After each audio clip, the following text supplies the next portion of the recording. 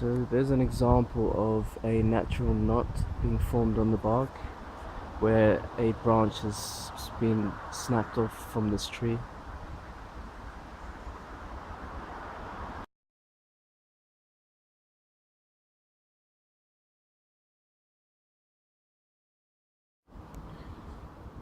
Here's an example of a shallow engraving in the wood. And just up here is another example of how that shallow engraving can stretch as the bark grows and as the tree grows.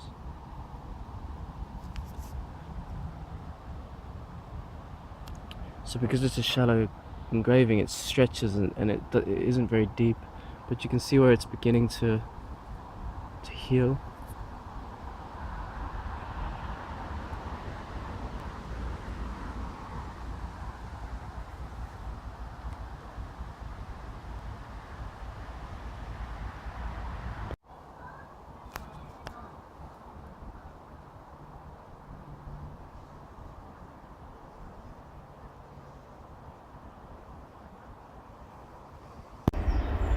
So this termite's nest is giving us an example of how thick the bark on this tree is,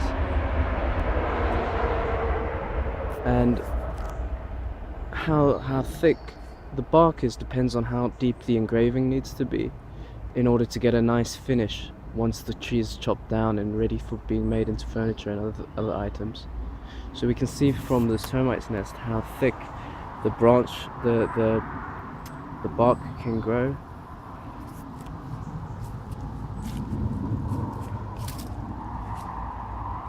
So here's an engraving, and you can see that it's not deep enough because we know how thick this bark can be. It would have to be much deeper to get a proper impression into the actual wood grain.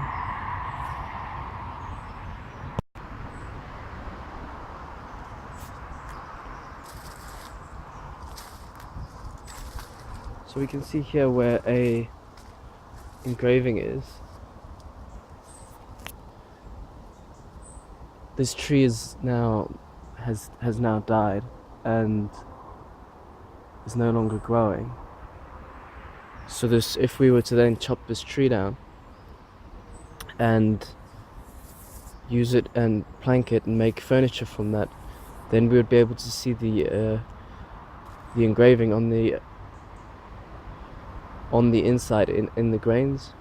Although I don't think it was deep enough, so it probably hasn't affected the grain. But if it was much deeper, then it would have affected the grain. We can also see how the tree, now that it's died, is becoming overweight, and there's a large crack up the entire length of the tree. So even if this is made, if engravings are made onto the trees for the purpose of making furniture, then as soon as the tree is ready, it needs to be chopped and made into furniture. It can't be allowed to sit like this, otherwise it will damage the grain. Here's more examples of how the engravings on the wood is being warped as the wood has grown, as the tree has grown taller, and as the branch has grown thicker.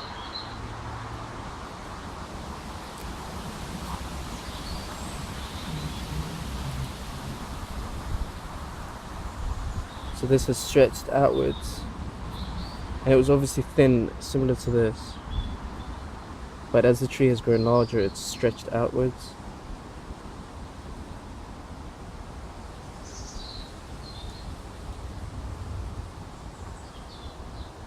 Another thing to note is that when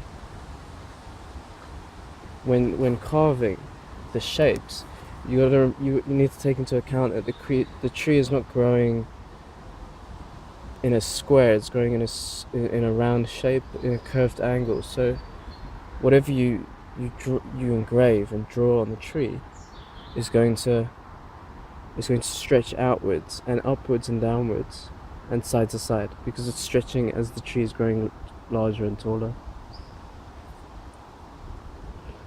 So it's very difficult to actually get a nice image on the tree deep enough engraved, so that when the tree is cut down and then the wood is turned into planks, and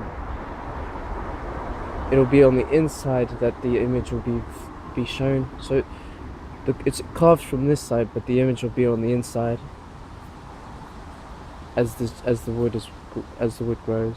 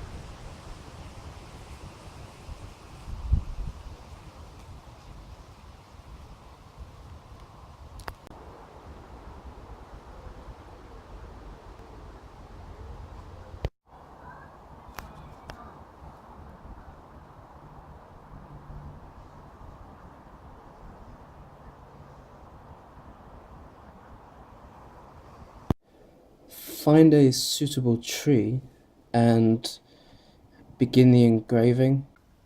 Find a suitable part of the tree, remove the bark, and then thinly apply the engraving. And then wait for many years for the tree to continue growing. After a long time after the engraving, the, the engraving will begin to heal as the tree continues to grow. After many years, when the tree is ready to be chopped down and made into furniture, made into wood, when the wood is cut, the engraving will be there, and that's called elvin burling. And it, depending on the dyes that are applied or the depth of the engraving, either thin or thick, it will affect the grain and the different colors. And that way, when we make furniture like this wood, instead of being a natural knotted shape from a where a branch has been removed, there will be the shape of the engraving, and that can be applied to furniture.